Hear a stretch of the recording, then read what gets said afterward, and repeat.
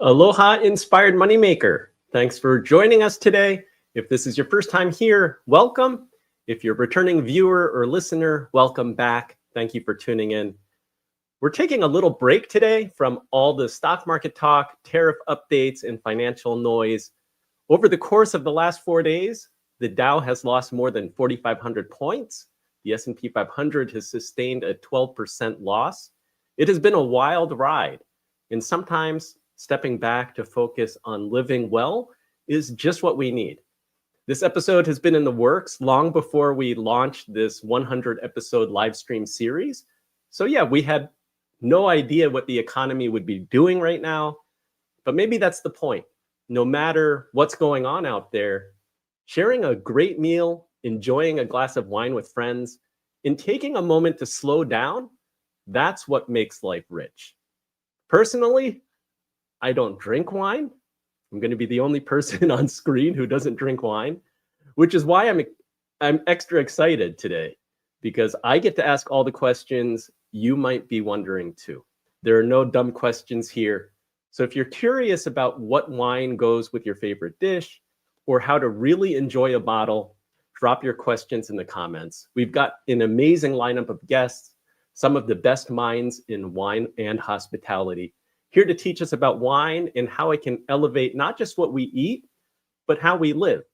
So stick around. It's going to be fun, inspiring, and hopefully even delicious. Before we start, a quick thank you to our sponsor. Today's episode is brought to you by Seeking Alpha Premium, your go-to resource for smarter investing decisions. I know a bunch of investors, retired industry professionals who subscribe to Seeking Alpha Premium for its in-depth stock analysis, powerful quant ratings, and expert insights from thousands of investors. So whether you're a seasoned investor or just getting started, the Seeking Alpha platform can help you see both the bull and bear perspectives of every holding in your portfolio. Try it out with a free 7-day trial and get $30 off your first year by going to inspiredmoney.fm/trial30. That's trial in the number 30. That's an affiliate link. So if you subscribe, you're supporting the show, and I appreciate it greatly. Let's meet our guest panelists. I'm going to start with Madeline Puckette. She's a certified sommelier, award-winning author, co-founder of Wine Folly, a leading platform for wine education, known for its visually engaging and approachable style. She's co-author of Wine Folly, The Essential Guide to Wine, a James Beard Award-winning book that's helped demystify wine for enthusiasts and professionals alike by blending design, data visualization, and expert knowledge. Madeline, so glad you're here. Hi, thanks for having me. We have Dustin Wilson, a master sommelier, entrepreneur, and co-founder of Verve Wine, a modern retail and hospitality brand with locations in New York, San Francisco, and Chicago. Known for his role in the Somm film series, he has also launched Après Cru, a firm supporting the growth of visionary restaurant concepts. Dustin, welcome. Thank you. Great to be here. We have Yannick Benjamin. He's a New York-based sommelier, entrepreneur, and advocate, best known as the co-founder of Contento Restaurant, which was in Harlem, I think. Mm-hmm. East Harlem, and Beaupierre Wine and Spirits, both built on principles of accessibility, inclusivity, and community. A wheelchair user since 2003, Benjamin has become a celebrated figure in the wine world, earning accolades such as Sommelier of the Year by the Michelin Guide, and co-founding Wine on Wheels, a nonprofit uniting wine professionals for charitable causes. Yannick, welcome. Thank you for having me. Yeah, we were talking before we started, admiring your beard. So kudos to you.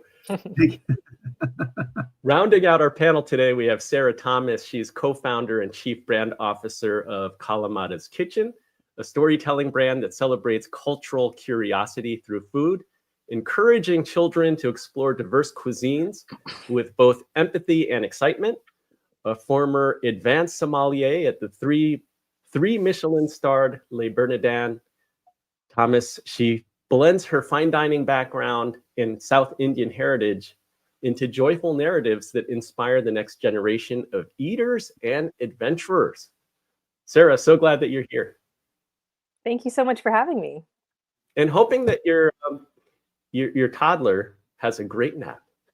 Yeah, fingers crossed. You never know. It's all good here. We've had shows where the toddler, of course, did not nap and actually appeared on the show. So no problem. He's kind of a podcast star at this point, but I'm hoping that he stays down for this one. All right. Well, I'm delighted. His hair will put us all to shame, so I think he should that try is to stay true. off camera. Yeah. Well, now I have to see the hair. So, well, I'm so excited to have all of you here. We're going to have a great discussion about wine pairing. Let's get right to it and go straight to segment 1.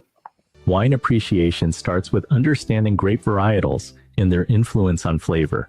The major red grapes include Cabernet Sauvignon, known for its bold tannins, and Pinot Noir, prized for its delicate fruitiness. White wines range from the crisp acidity of Sauvignon Blanc to the rich texture of Chardonnay. Climate plays a key role. Cooler regions like Burgundy yield wines with high acidity, while warmer regions like Napa Valley produce riper, fruitier profiles. Winemaking techniques shape taste. Oak aging adds vanilla and spice, while malolactic fermentation softens acidity.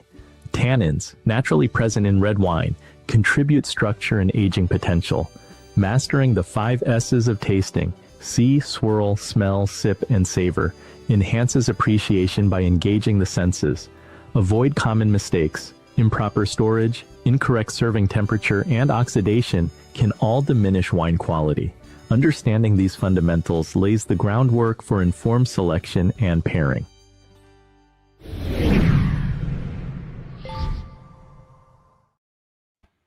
Sarah, from your experience at Le Bernardin, what foundational wine lessons do you believe resonates most with newcomers?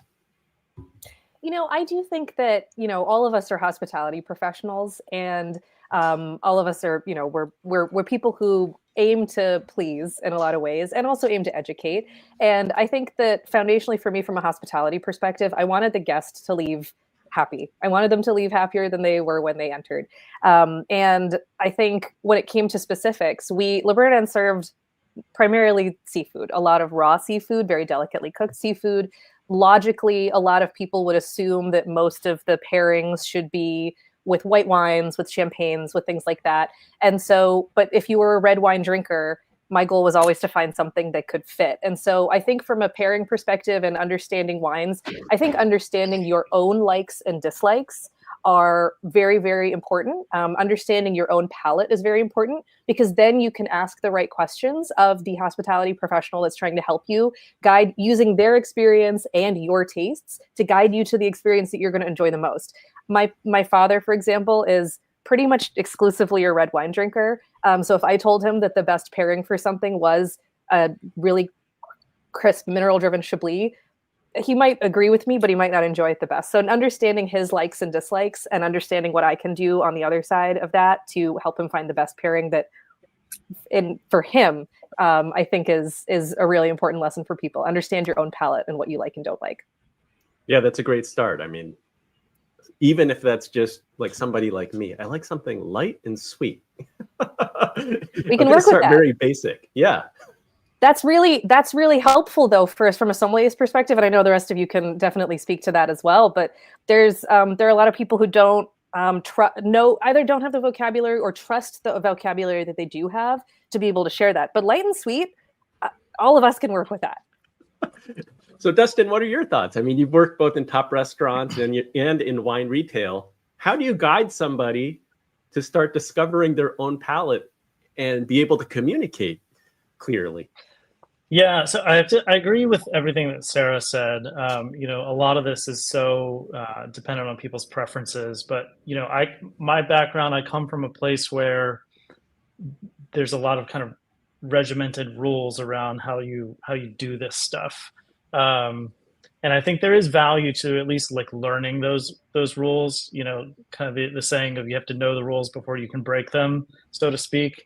So I think for me, there's value in at least understanding the concepts of, you know, how food and wine pairing works and the basic foundations of what those things should be, because then it allows you to then kind of play within those environments. So kind of understanding that, you know, intensity, I think is a big one for me, which, you know, a really intensely flavored dish needs to have a wine that's also very intensely flavored so that they can kind of match up against each other. You wouldn't, for instance, take a peppercorn crusted ribeye steak or something like that and pair it up next to a German Riesling. You have one really low intensity wine with a really high intensity dish, it's not going to work. But so, you know, thinking of things like that, understanding how alcohol plays with food, how tannins and acidity kind of play with food. To me, there's kind of a foundation that needs to be built on understanding those concepts. And then once you understand them, you can kind of play within them and experiment with wines that are maybe a little bit more in tune with your personal preferences. Yannick, can you share? I mean, you come from a French family.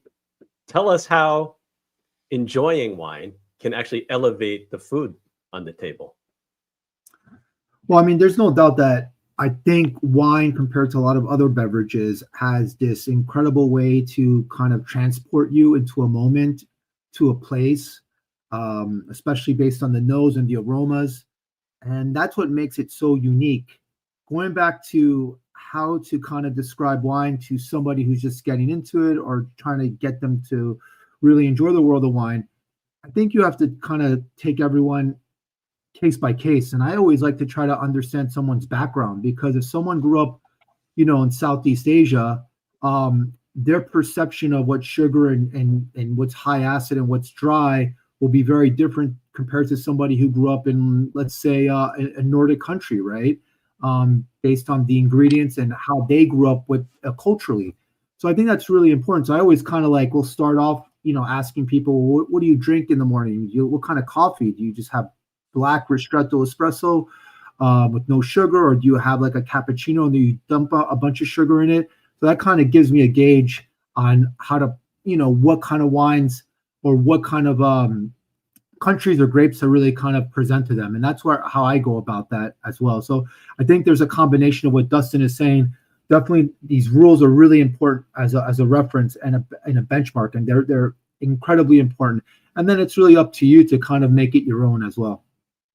I like that. I like that you're trying to put the puzzle pieces together by talking to somebody. And I assume that that's also how you help make wine and education more accessible to diverse audiences too. Exactly. So Madeline, in your journey with Wine Folly, what's one common misconception about wine varietals that you've encountered, and how do you address it?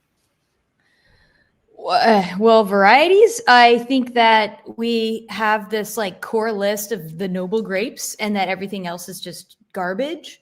But that's not true. There's so many amazing grapes out there that have staying power. They can age incredibly well. We just don't know about them. You know, there's more than 1,300 grape varieties that are commercially viable currently in the world that grow in various amounts in various places. And some of them are quite rare, that are quite a find. So I would say misconceptions are that there's just a few out there. And I think that's what makes wine so complicated, is because you're like, well, once I know one I like, I can stick to it and it's good. But there might be many that you like a lot. But, you know, getting back to the palate thing, I used to work with a friend of mine. His sister had just been pregnant, had a baby. And I was pretty sure she had a super palate.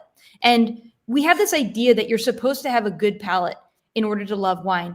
And that's not exactly true, because I remember going over to her house and I had a whole swath of different types of wine. And I was like, she's like, I hate wine. And I'm like, I am going to find the one that you like. And she's one of those people who basically likes a little bit of coffee in her cream. And she like is very picky about her food. She hates Brussels sprouts. She hates broccoli. She doesn't like kale or anything like that. She's on this like mostly cream-based diet, in my opinion, like cream and chicken and very little salt. She has an incredibly sensitive palate.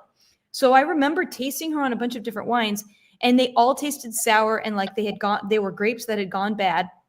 And I found this one with very low alcohol, and it was sweet. It was a Moscato d'Asti. You guys know what I'm talking about. And she was like, this one is the least sucky of all the wines. So I think this like idea of knowing your palate is very individual. And I'm glad that she was like semi-okay with the Moscato d'Asti, but like you're going to start somewhere, and wherever you start is A-okay with the pros. It's the people in between the pros, and Dustin will, like, you know, whatever. Pick on Dustin because he's a master sommelier. It's the people in between that are going to make you have a bad time because they're like, Moscato d'Asti isn't a good wine to like. You like a garbage wine, and that's not true. That's just like foundationally not true. So, and comment. I'm Totally relieved. agree. I thought you were going to say that you had to put half and half in her wine. Oh God, that's an amazing idea. I should have tried that. No, I didn't, but I did used to think that wine smelled like baby diaper. And, you know, a really funky Chardonnay from Burgundy often has this like, aroma. And she had some fresh baby diapers, and I have since proven that that is not true.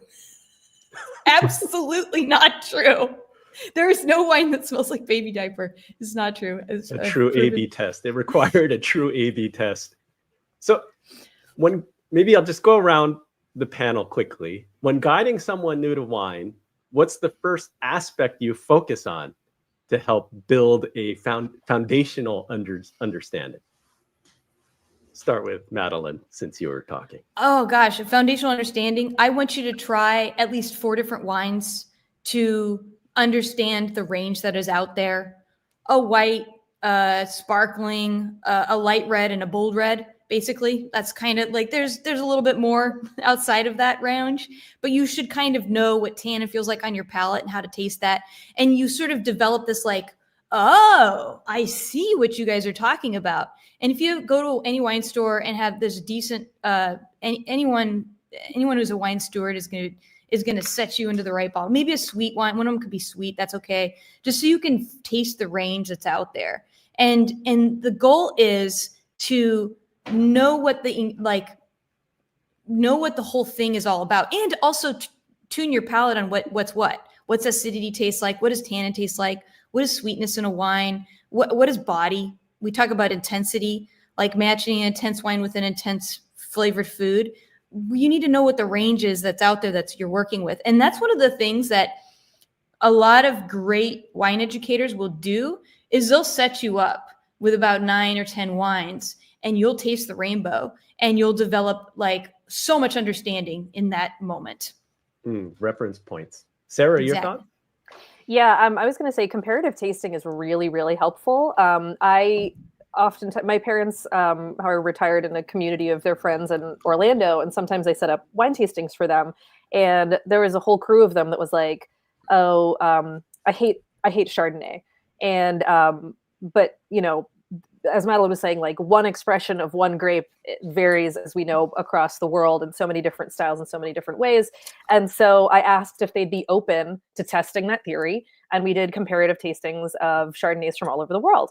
And, you know, that I think, you know, drawing on some of the stuff that Yannick and Madeline said as well, asking them to compare it to some of the stuff that they like and don't like in other foods and drinks, asking them to notice per wine, not knowing where they were from, what it was about each one that reminded them of something else that they've had, or what they liked, what they didn't like, how it made them feel afterwards. Like there are a bunch of different questions. And I think that comparative tasting of either the same variety, like you could do it in a bunch of different ways. You can do the same varietal. You could do 6 different styles and see like what of different varietals even, and see what it is that's speaking to you. And then being able to remember that and relay it to a wine professional, whether they're in a store, whether they're in the restaurant, whatever, is, again, it's like I was saying earlier about knowing your own likes and dislikes. It's just giving you that framework it's giving you your own framework to be able to let one of us translate for you what we like, use that to guide you to something you're really going to enjoy. Because again, our job is to get you something you're really going to enjoy,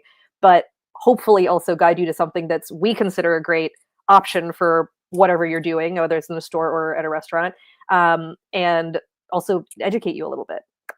Hopefully a win-win. Yannick? Yeah, I mean, I think especially here in the New York City market, we have an abundance of really great wine bars. Going to a restaurant or an establishment that has a big selection of wines by the glass, and there's nothing wrong with going up there and saying, hey, I'm just getting into wine. I'm learning about this. I really want to explore. I'm not familiar with this weird grape called Zino Mavro. I see you have it. Can I get a little taste of it? And more than likely, you will get a sample of that. And I think that's really a great way to kind of just explore and see what's out there. Or even just going up to the bartender, the sommelier, the waiter, and saying, hey, instead of getting, buying one glass, can you do a split or something? And that's really a great way to explore, because going to a wine store and committing to buying 4 bottles of wine, it could be quite a lot, right? It's not cheap, but we all know that. We all understand that. But I think taking that step and that active approach is really great. And there's nothing wrong with showing a bit of vulnerability and just saying, hey, I'm not an expert. Show me the way, show me the path. I love it. And Justin? Oh, you're muted, Dustin. Sorry, I'm unmuted. Yeah, just kind of building on this, I think it really is about starting to understand your own preferences and your own palate, and being able to start to develop a vocabulary on how to communicate your preferences. And really the best way to do that is to just taste lots and lots of different things. Whether it's going to wine bars or, look at local wine tastings that are happening in your areas, going to a retail shop that's putting on a tasting, things of that nature, where you can just try stuff. And you want to do that, as much of that as possible. And I think, wine is one of these weird things that everybody seems to be, especially when they're first getting into it, really afraid to look like you don't know what you're doing, or like you don't have the vocabulary and it makes you feel dumb. And I think, just kind of having the confidence to just be okay with that and just push through it, because we all started somewhere. My first wine book was literally Wine for Dummies. So, I think it's about having that ability to kind of push through that fear a little bit, as Yannick was mentioning, and just get out there and try a lot of things. And then when you try things and you find that you like something, just write it down, take a picture of it. You don't need to say what it was necessarily that you like specifically about it. You don't need to say, oh, I liked these flavors of, blueberry or raspberry or whatever it is. Say, I liked this wine. Write down what it was. Was it a Malbec? Was it a Cabernet? Was it a Pinot Noir? Was it, take a picture of the bottle. Because then you come to one of us and you show it to us, like, the last time I went out and tasted a bunch of things, I liked this thing. We're like, great, because then we can take that and say, okay, just from seeing that wine or what it was, we can start to develop a kind of a broad stroke of different things that we could recommend to you that are going to be pretty similar in style that you're most likely going to enjoy. And then from there, once you find that one thing that you do really like, dive deep into it, figure out, okay, where does this wine come from? Read about it a little bit. What is this grape all about? Where else is it grown? Should I go try this same grape from other places around the world? And that's where that sense of discovery really starts to happen. So I think it really is about kind of learning yourself and getting past that fear as the first step. I love it. A great starting point. Let's go to segment 2. Pairing wine with food relies on balancing flavors, textures, and weight. Complementary pairings match similar profiles, like a buttery Chardonnay with creamy seafood. Contrasting pairings create balance, such as a sweet Riesling with spicy dishes. Tannins in red wines soften with protein-rich foods like steak, while acidity in white wines cuts through oily dishes. Classic pairings include Cabernet Sauvignon with steak, Pinot Noir with salmon, and Champagne with fried foods. Regional pairings highlight tradition, such as Chianti with pasta or Rioja with tapas. Unexpected combinations, like potato chips with champagne, work by balancing salt, fat, and acidity. Mistakes like pairing high tannin wines with spicy food can intensify heat, while serving wine at the wrong temperature can mask flavors. Understanding weight, acidity, and tannins helps refine choices, ensuring an enhanced dining experience with every meal.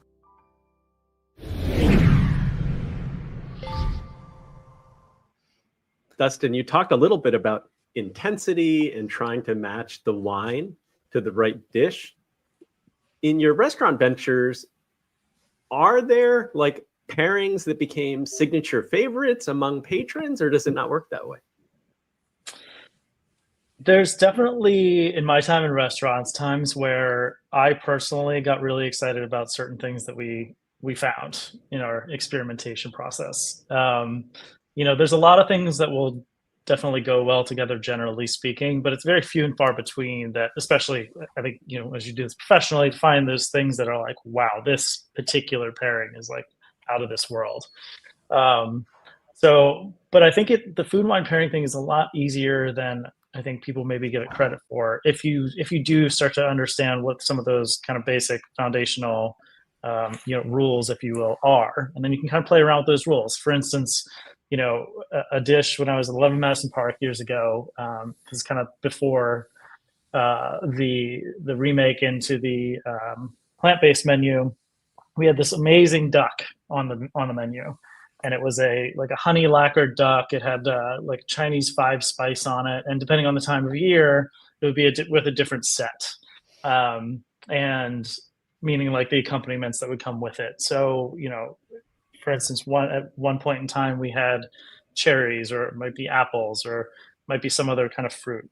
And the kind of the instinct there is to go with something kind of big, bold, spicy, because it's this like duck is fairly full flavored and it's got these spices on it and everything. But then the fruit really added another element to it, of a slight sweetness. So the thing that we ended up finding was a Grenache-based wine from Chateauneuf-du-Pape that worked really well because it had this like very vibrant, fruity, rich texture to it, and a fruit-forward profile that kind of played off the sweetness of that fruit. So, but like one of the rules, if you will, is you kind of want to match sweetness with sweetness. But in this case, the kind of robust, fruity nature of the wine was enough to kind of like balance out the sweetness in the actual dish. So it's like a rule that's been slightly broken, if you will. But being able to play in that is really fun to be able to do, because I think a Pinot Noir could have also worked really well if it came from the New World, for instance. A bunch of different things that could work that you can play around with if you know sort of what the basic things are that you need to find with that dish. I see Madeline nodding enthusiastically. I was like getting hungry as you were describing that dish. I was like, yeah. And then I was thinking maybe a bougie Cerdon. This is like sparkling, kind of off dry, like rosé looking thing that from a weird region of France would go good. I was getting excited. So thank you for that. But I'll add another weird one to the list, if you will. I used to work, my first job ever was, I lost my job in the 2008 market crash. And I went into a wine bar to drink my sorrows away. And the guy hired me a few days later after I had read like 2 horribly boring books on wine. And it was great. It was an amazing job. It helped me establish myself in the wine industry and do what I do now. But he was enthusiastic about wine pairings. He told me about 2 pairings that to this day, wow, they are like must-have pairings you got to try to understand what Dustin's kind of talking about, that elevated thing where the food and the wine together create new magic. And the new magic was like port wine and Stilton. That's a classic, famous, classic perfect pairing. With a ruby port wine or like a LBV, a late bottled vintage port wine, you can sort of make this magical pairing with which doesn't make any sense. It's like a blue cheese with a sweet red wine with high alcohol. It doesn't make any sense. But then when you put them together, you're like, oh my God, it makes a new flavor. And the other one I'll throw into the pile here, if you're writing, taking notes, is Cava. This is a high acid, very lean, sparkling wine from Spain that's badass. It's made just like champagne. It's delicious and it's very affordable. And then you get your red bean chili with cheddar cheese on top. What? That doesn't even make sense. But it's one of those contrasting pairings where like the ooey gooey nature of this like rich umami driven dish paired with like high acid, brutal cava is like, woo, it makes a new flavor on your palate. It's amazing. I love it. I love it. I'm getting even more hungry. I'm hungry. Yannick, you have a love for ancient wines, Georgia, Armenia, Turkey. How do you guide people through that adventure? Yeah, it's a bit complicated in many ways. Even though this is really the cradle of wine civilization, right? Even we go back even further to places like Iran and Iraq, Mesopotamia, the Phoenicians. As we know, a lot of these grapes that we might associate as being European, probably their DNA goes back to this part of the world in the Caucasus Mountains. But I think that people now are just have such a broad perspective of wine and are just excited on what they can learn. And I think when we talk about wine and going back to that whole concept of liquid geography, right? I know that oftentimes people will taste a glass of wine or buy a bottle of wine from somewhere interesting, but then it allows them to go kind of into the rabbit hole of not only just tasting and drinking and learning about that specific wine, but also learning about that specific country. At the wine store, we have a couple of producers from Turkey. It's a country that I really adore. I love that part of the world. And, in Turkey, there's I believe, over 3,000 different grapes that they've identified, okay? And it was once a very prominent wine growing country. They still are the 5th largest producer in grapes, okay? Right now, because of the way things are based on their government, but there's still about 125 different wineries. A lot of them are using these very unique kind of indigenous grapes out there. They're just simply fascinating. Now, they're just kind of getting the ball rolling back again, but it is a very interesting time. So I think that wine in that aspect really opens up that opportunity to learn about that specific region, that specific country. And, if it wasn't for wine, I probably wouldn't know much about Georgia, a lot about Armenia, even the socioeconomic issues that Syria, Iraq, and Iran are having, and just their past and how prevalent and how important their past is to where we're at today in our present. So that's what I'm really, all my gratitude goes to when it comes to wine because of that reason. Very cool to be learning about new things through a lens of wine. Sarah, your parents are retired in Orlando. How have you helped them and their friends with their wine experiences? Well, like I was saying before, I do little tasting classes for them sometimes when I go down for a period of time, and it's really fun. And I think to kind of take that plus what Yannick was just saying, I think all of this is about being sort of open-minded to learning something new. And I would observe this in the restaurant all the time, that like people would be like, yep, I'm down for the pairings. I'd like to do the chef's tasting menu with the wine pairings. I want to try everything. That's really cool. And we worked really hard on those, and so that's people generally really enjoyed it. But oftentimes, when you get to the dessert wines or the pre-dessert wines, the dessert wines, and Madeline, it's funny that you mentioned Bouger Sedan, because it's immediately what I was thinking. It's my favorite pairing story from Le Bernard, is immediately when I put down this glass of like lightly sweet, lightly sparkling pink wine, inevitably, generally an older gentleman would be like, oh no, that I don't want. And I'd be like, sir, I'm absolutely fine to bring you something else if you don't like it, or, but just do me one favor and just try it with the dessert.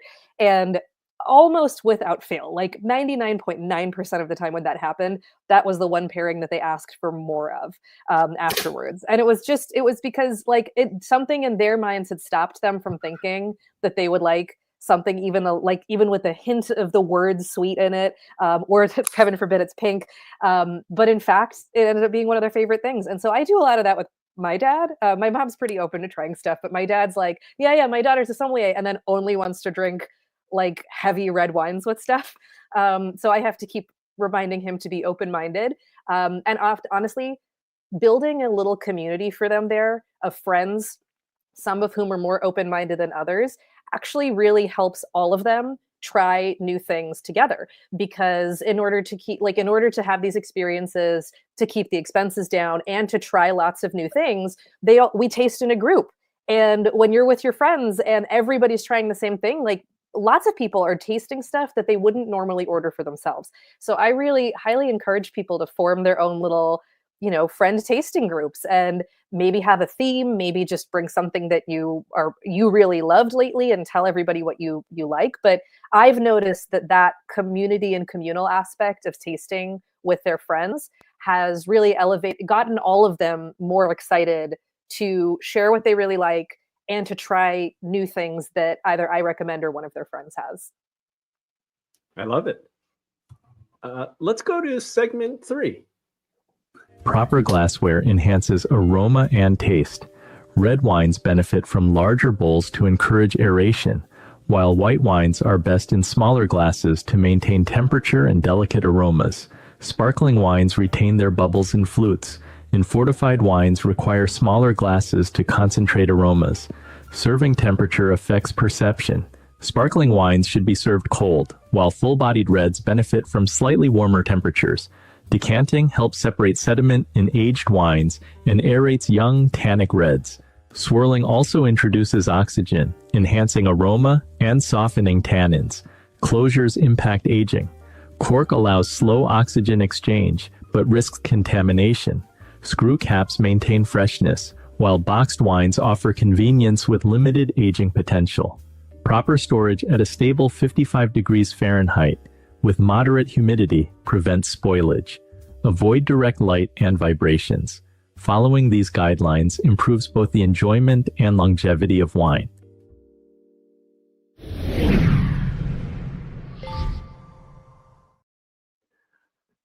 We've talked about, for a newcomer, how wine can be intimidating for people and the need to be confident enough to say, I don't know anything, and be vulnerable. Yannick, can you share insights on the importance of glassware in the wine experience? Yes, of course. One of my favorite glass companies that I love to use is Gabriel Glass, which is basically an all standard glass that you can use for white, rosé, red, and sparkling. And to be quite honest with you, I don't know when it was the last time that I actually served flutes for champagne. I just find them very restricting. Of course, if someone requests them, and I always give them the opportunity, but for me personally, I always find just a standard, what we call all-purpose glass, which would be like a standard white wine glass for serving champagne or any kind of sparkling wine. Again, the flutes are not not a big fan of them. They follow, they're not very stable, and usually accidents happen with them. And then, for someone like myself who has a big nose, I can never get my nose into that little skinny glass, so I kind of stay away from it. And so that's one thing that I'm kind of rigid about. As far as temperature, I'm really kind of picky about that. Unfortunately, I think I'm pretty easy, but when it does come to temperature, I'm pretty picky, especially with red wines. I like my wines, red wines, really at cellar temperature, just at about kind of like that 53, 55 degrees. I know some people like their red wines a little warmer. I don't really enjoy that. I think it brings out these kind of volatile aromas that I really don't care for. And so that cellar temperature for me is really the sweet spot. And even for more of these full-bodied whites, I don't want my white wines to be too cold because it somewhat mutes the flavors and takes away from the enjoyment.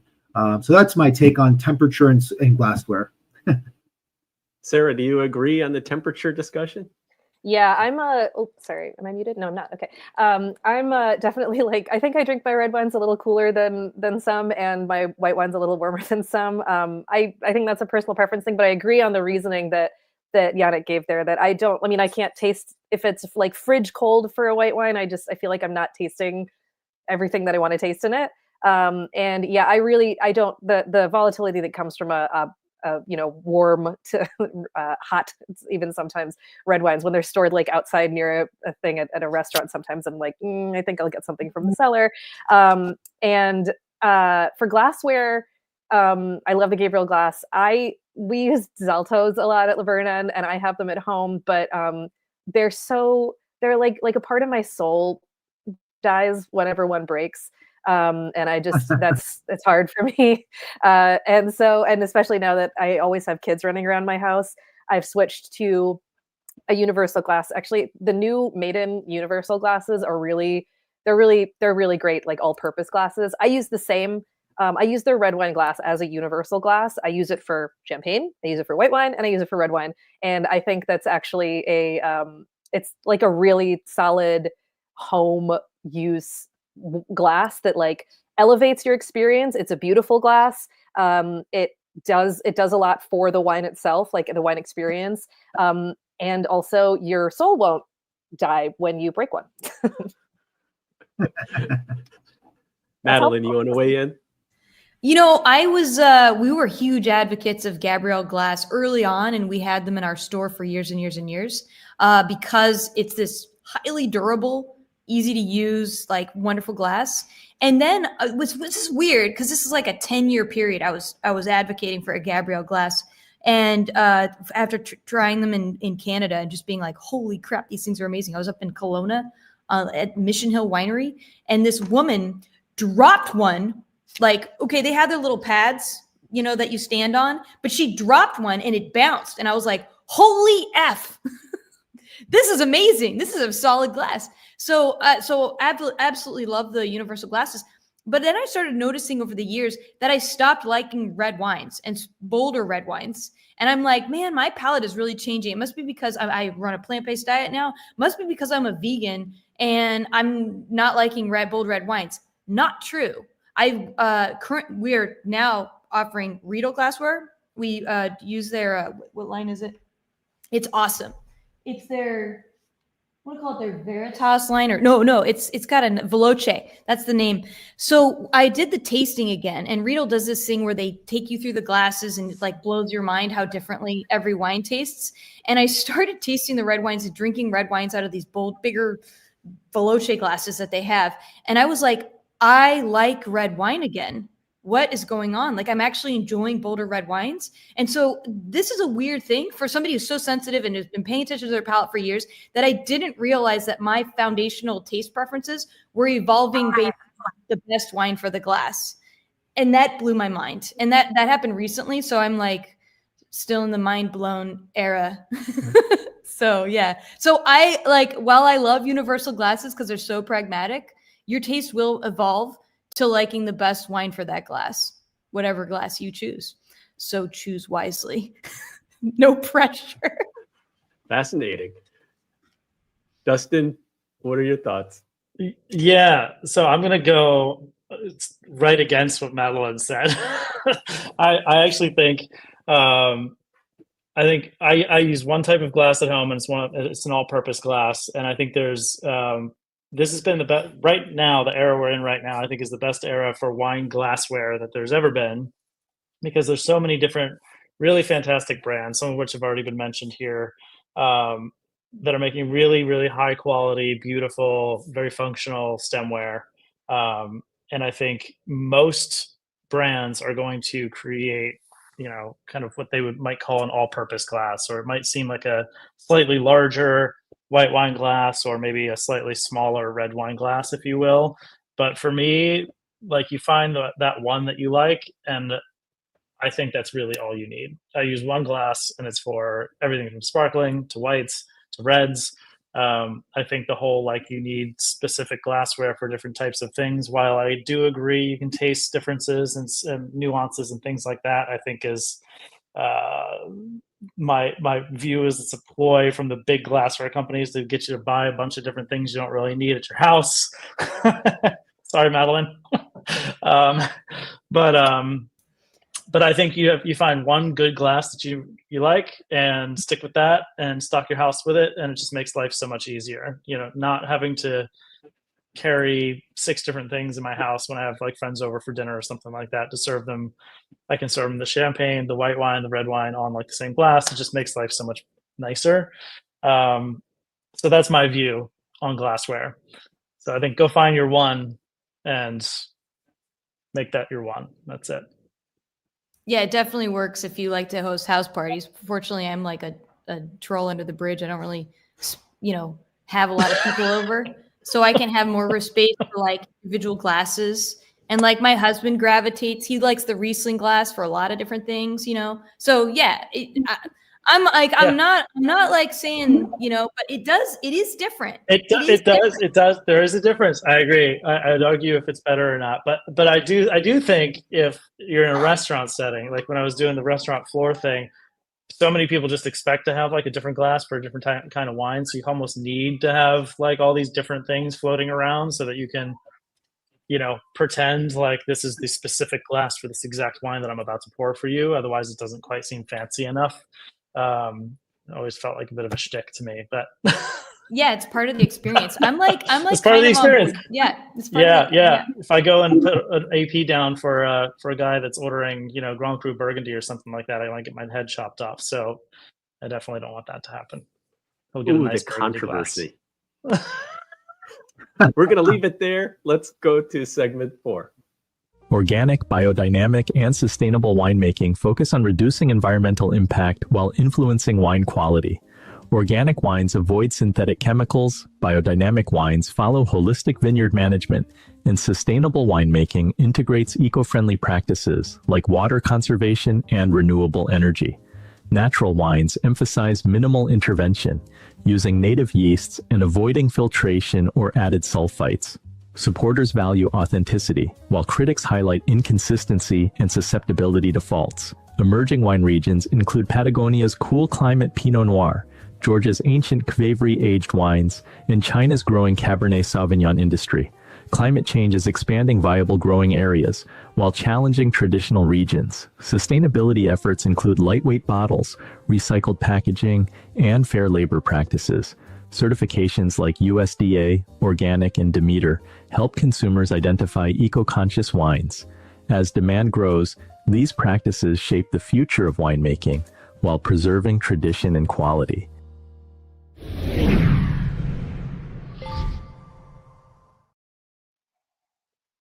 Madeline, any insights on recent wine trends or things that you see not being understood fully? oh gosh, man, I mean, every one of us could speak on different trends we're seeing in the wine industry. I really like what Yannick brought up about the old, original, ancient world wines. So new world, old world, ancient world. They're sort of the words people are throwing around, although I don't necessarily agree with any of them. But I like, we got to call it something. We got to categorize it somehow. So I would say that the move towards alternative regions is interesting, and especially now, I'm not to say the T word in this conversation today, but especially now with the T word coming around, we are looking at regions that are producing great wines at exceptional value, because we can keep that price point in the comfort zone and still offer exceptional tasting wines. So I think we're going to see some of that coming up here, because the pricing will probably change, undoubtedly, because of what the are increase. some of those areas? Well, Yannick said a few of them, actually. Georgia, Turkey is incredible. Even areas like Chile and Argentina have been kind of passed over, and we're going to look at what amazing new innovations are happening there.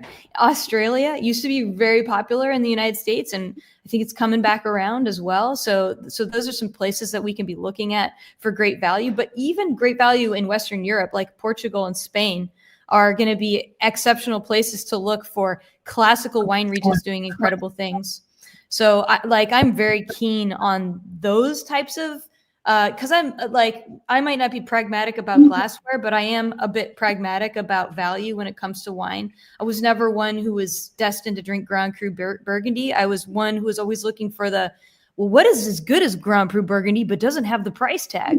And so I'm always kind of leaning in that direction, because I like a wine as a daily drinker, and to drink responsibly as a daily drinker means your wine's in the budget.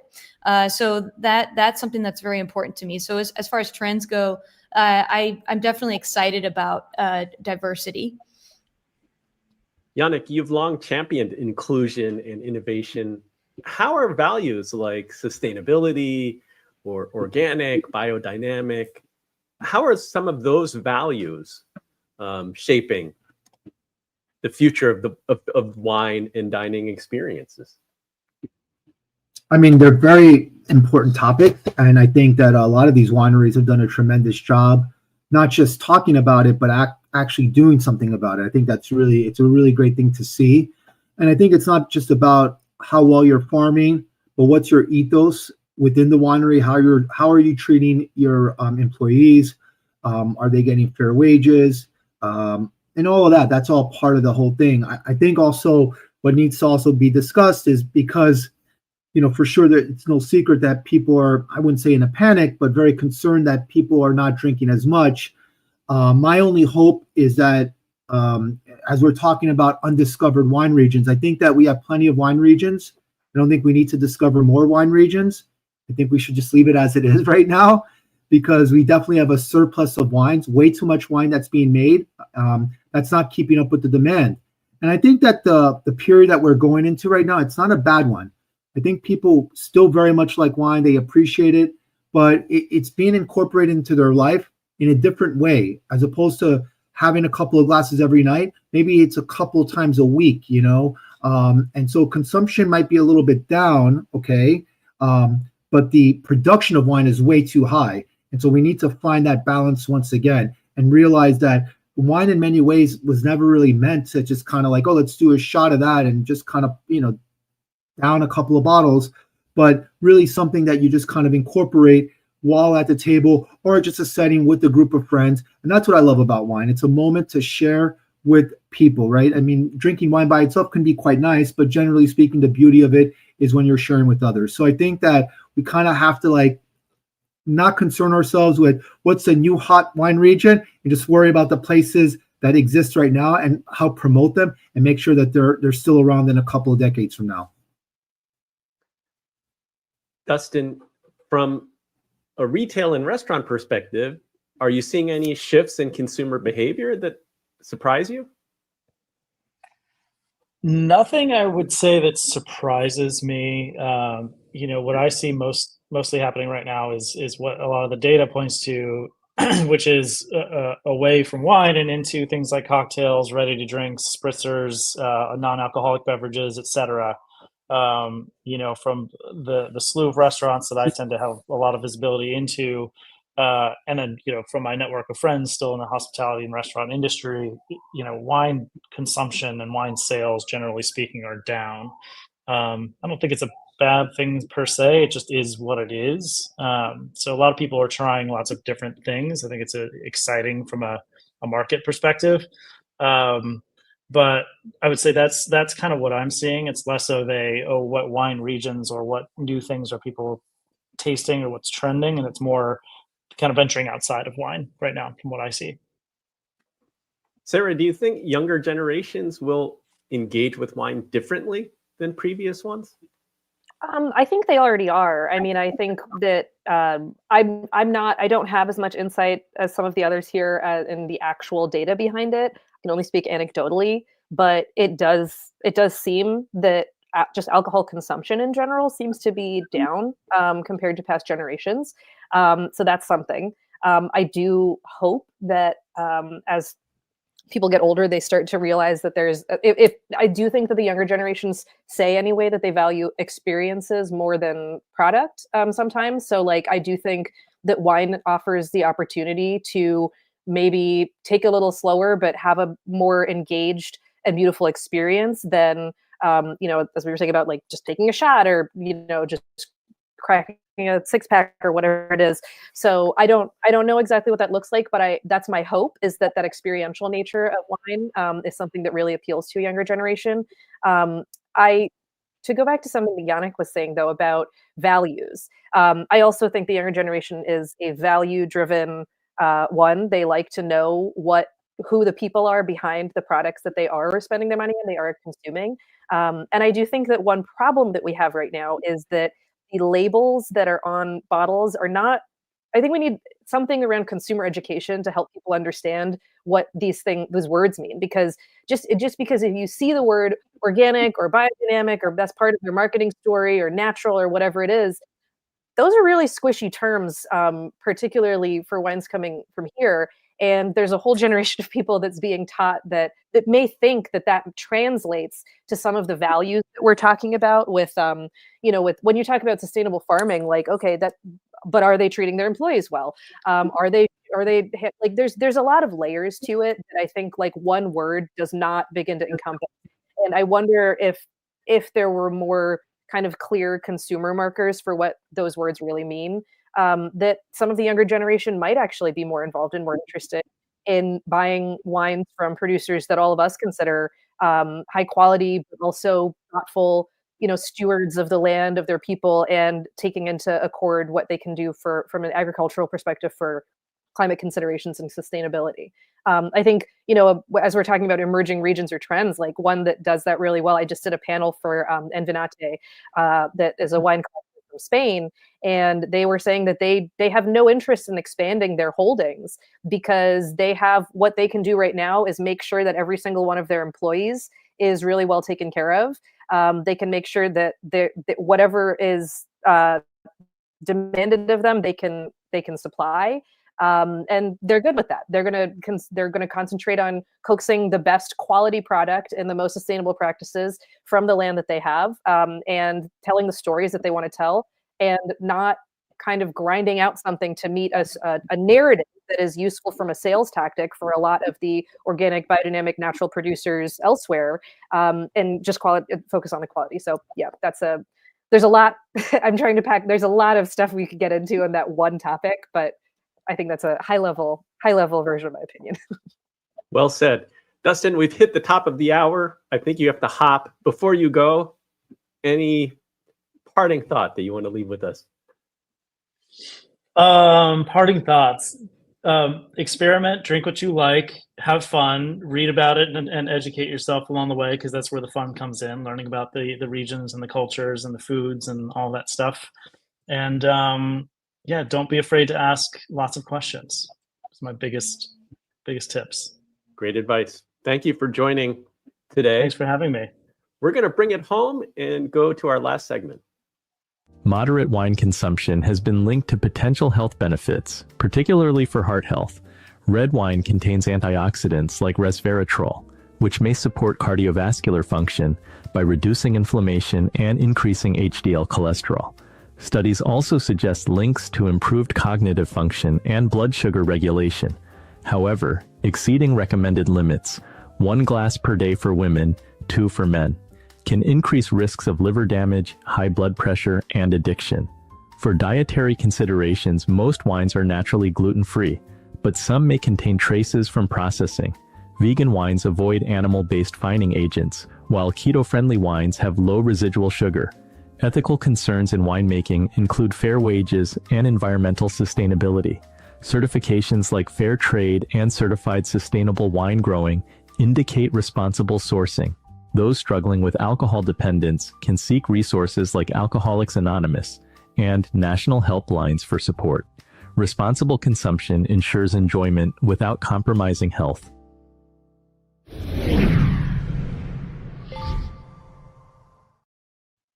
Yannick, you've spoken about wine as both a pleasure, as a pleasure and a point of connection. How do you personally reconcile indulgence with wellness in your own life? Well, I mean, life is all about moderation, right? Temperance is a virtue. It's really important. I know that one of my worst experiences, it's having that night, out with friends, and you have that 3rd or 4th bottle when you shouldn't be having it, and the next day you're just like, oh my God, what did I do, right? Because by the time you have the 3rd or 4th bottle, you're not really tasting anymore. It's just more that you're drinking. Like I said, I think that this is an exciting time for the world of wine. This concept of moderation and health, I think it's wonderful, right? I think that, it's like anything else. It's okay to have pizza. It's okay to have, that chocolate mousse. Certainly you don't want to have that every single day. But I think we're all allowed to reward ourselves as long as we're taking care of our body, physical fitness, eating right, making sure that we're getting all our nutrients. Because the key is it's not about how well you're going to live at that moment, but you want to keep that body going and that mind going for the future to come, for that quality of life, right? And I think that having that balance and rewarding yourself with a couple of glasses of wine during the week, there's nothing wrong with that, as long as you're doing everything else to keep up with that, to get that reward. And listen, wine has been with us for again, well over 8,000 years. It has proven that with balance, that there's no real harmful effects, right? I'm pretty sure that today, if I decide to go have a cigarette right now, we've proven that there are some positive effects of nicotine.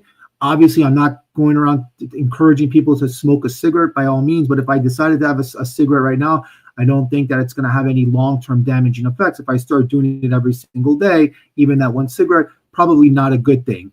So there are always positives and there are always negatives. Again, at the end of the day, it really comes down to moderation and temperance. Sarah, I love that with Kalamata's kitchen and taste bud travel guide, you're bridging generations. How do you think early exposure to mindful eating and food storytelling can shape more responsible consumption later in life? Well, I do think that kids paying attention to what they eat, and don't worry, Kalamata's Kitchen has nothing to do with teaching kids about wine, but it does teach them how to pay attention to what they consume. So, like, for example, my son is 18 months old. Every single time I peel an orange, he watches me do it, and he takes a piece of the peel and he smells it. And he does that while I'm peeling the rest of the orange. Now, he does that because I showed him how to do that. And we do that with basically every food he eats. I make sure we look at it. We say, wow, look at this. Then we smell it. We stick our noses in it. We smell it. And all of this is just making him pay attention. He can't say anything other than dog and garlic for some reason. So it's not like he's developing some some palate, or like I'm trying to train him in some way to be a som. You are.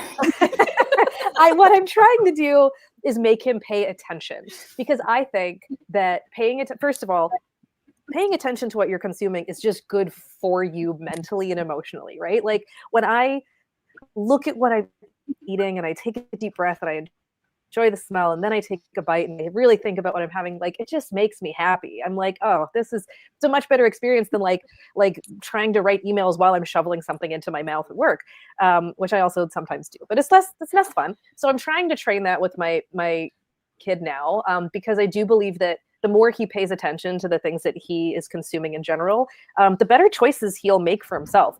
I don't know whether it's hard. This is anecdotal, right? I don't know whether this is because of what I've trained him with the like fruits and veggies and stuff, but he literally like will go to the fridge, will open it. There's all this food and there's all these snacks and stuff. And he points at the blueberries, or he points at the strawberries, or he points at, whatever other fruit is in there, because that's what, like, I've spent the most time having him smell, feel, whatever. Right. So I think that for me, anecdotally, is evidence of mindful consumption leading to better choices.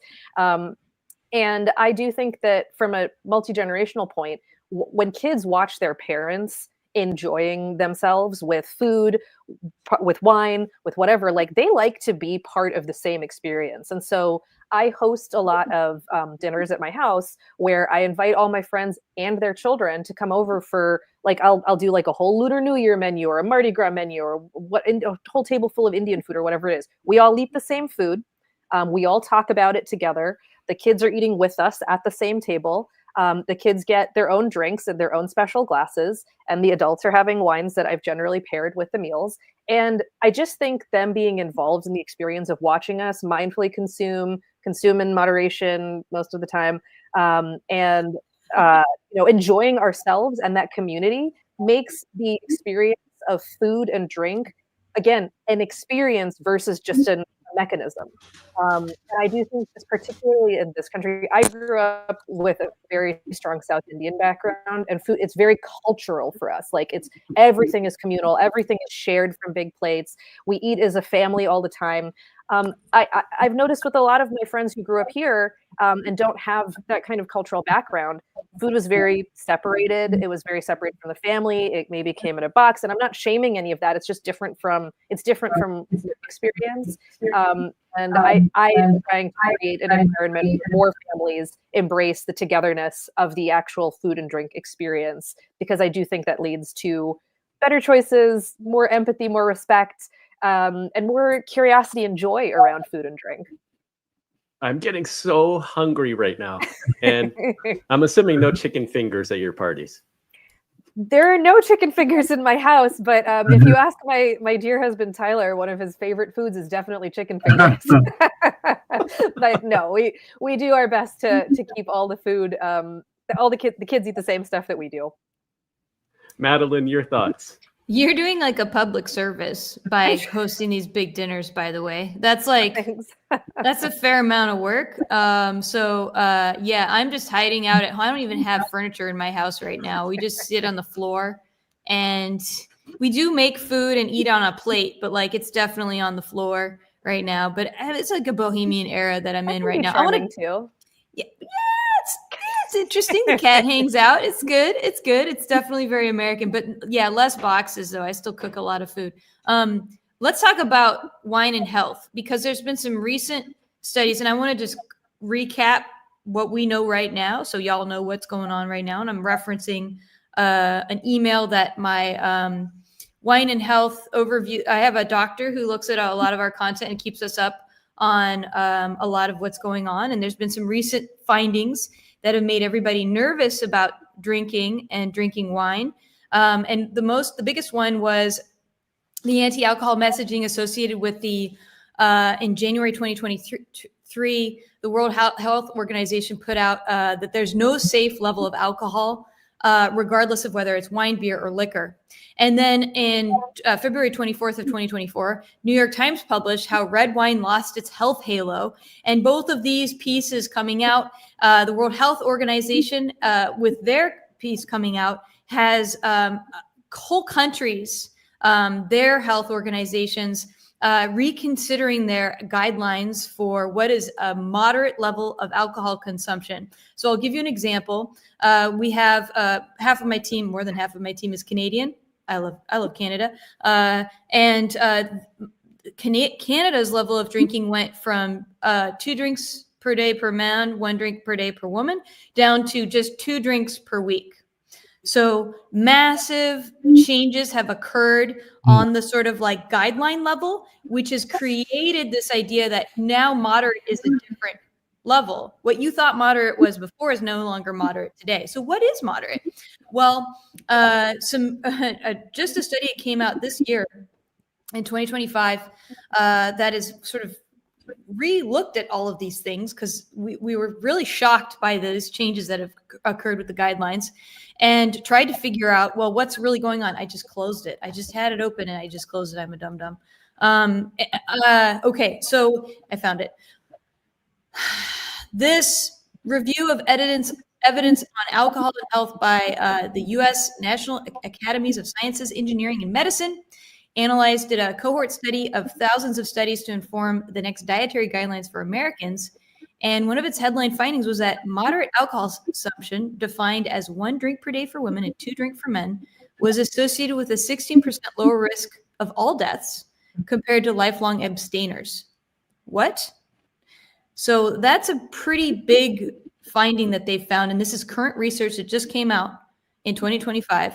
That was essentially, you have a lower mortality if you're having a drink, and not a lot, but like I said, it's 1 drink per day per women and 2 drinks for men.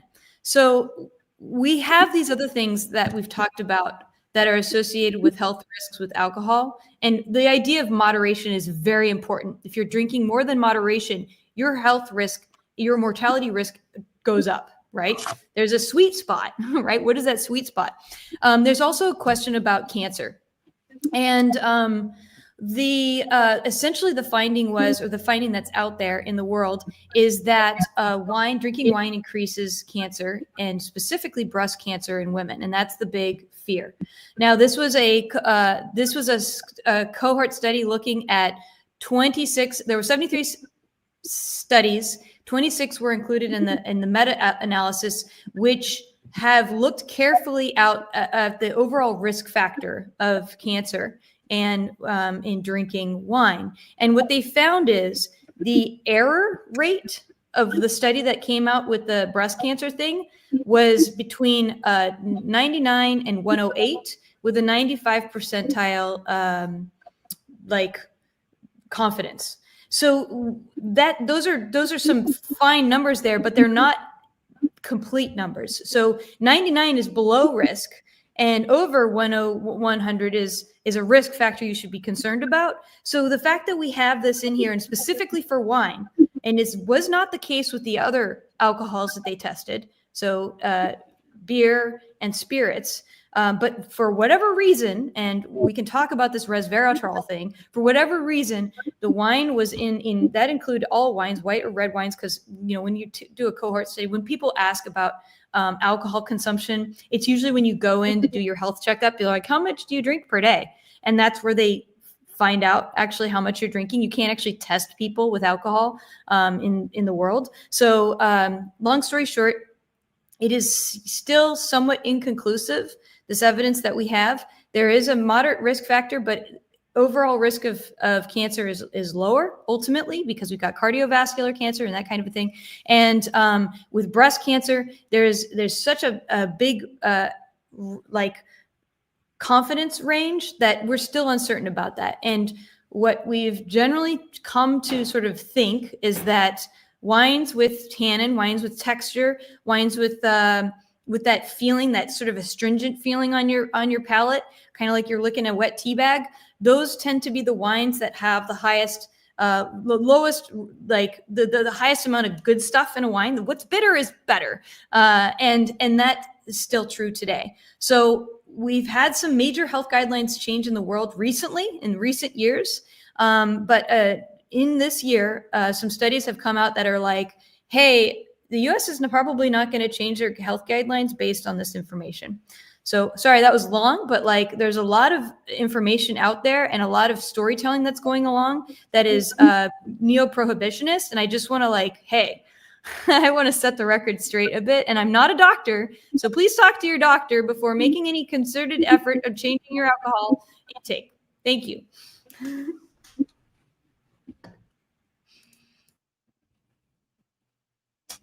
Oh, you're on mute.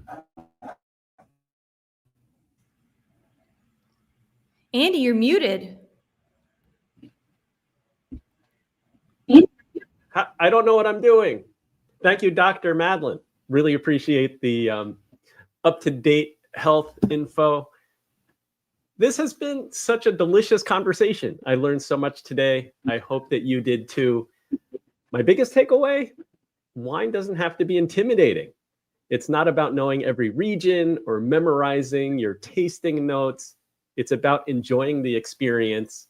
It's about being curious. It's about finding joy in the pairings that make a meal truly memorable. Whether you're opening a special bottle or just grabbing something from the grocery store, it's really about how it fits into your life and how it enhances the moment. And I hope that everybody today enjoyed listening to the passion and love that the panelists today had for both wine and food. I have never been among a group who gets so excited about talking about glassware. And it's my experience that when you hang out with people that are this passionate about food and drink, everything tastes better. So even though I don't drink wine myself, hearing the experts talk about flavor, pairing, and storytelling made me appreciate just how much wine can bring to the table, both literally and figuratively. So here's one simple thing that our inspired moneymaker tuning in can do this week. Plan one meal, just one, where you really slow down and think about the pairing, whether it's wine with dinner, sparkling water with citrus, or just the table with, set the table with intention and create an experience. Invite friends over, light a candle, enjoy it. Let food and drink be a reminder to live well. That's what it's all about. If you enjoyed this live with us today, please share the episode with a friend. Tag me on LinkedIn or social media and send me a message. I'd love to hear your feedback. A shout out to the Inspired Money production team. Excellent segments by Bradley John Eaglefeather and graphic animations by Chad Lawrence. Finally, let's thank our amazing panelists one more time. Be sure to follow them, learn more from them. Madeline Puckette, check out her James Beard award-winning book, Wine Folly, The Essential Guide to Wine. You can find her at winefolly.com. Anywhere else you want to send people, Madeline? You got it. All right. Dustin, he is a master sommelier, entrepreneur, co-founder of Verve Wine. Check out his Somm film series, and you can find him at vervewine.com.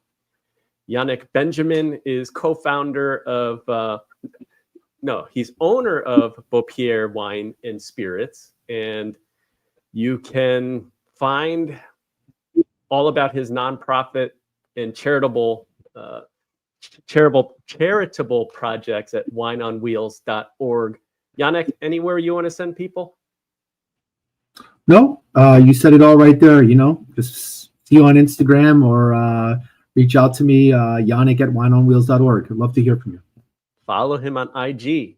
And Sarah Thomas, co-founder and chief brand officer at Kalamata's Kitchen. Find her at kalamataskitchen.com. I think you have other URLs too. Sarah, anything else you want to share? You have a lot of cool projects going on, right? I see on your IG. Yeah. You have cool things happening. Always something. So I would say our Instagram's probably a good place to keep up with that. That's me at Sarah Thomas or at Kalamata's Kitchen. And if you have kids, grandkids, whatever, and you like taking them around restaurants with you, to go to the tastebudtravelguide.com to find everything from food trucks to fine dining that we've laid out for you, curated for you to have a great time with the whole family. I love it. It's been so interesting watching my kids. Like, they're so different with their food, even though the food at our dinner table is the same.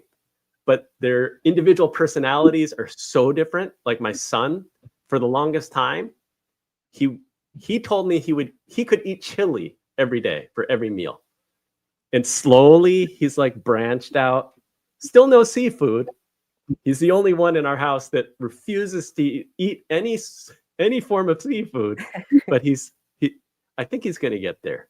In college, he's going to be like dating somebody who only eats sushi or something, and then finally he'll give in. But yeah, so fascinating to live or relive flavors through our children's eyes. Thanks once again to all our panelists today. Thank you to you, the viewer and the listener. Please join us next week. Inspired Money will be back. We're going to be talking about watch collecting as legacy treasures, timepieces for retirement generations. It's going to be a lot of fun. That's Wednesday, April 16th at 1 p.m. Eastern. Until then, do something that scares you, because that's where the magic happens. Thanks, everyone.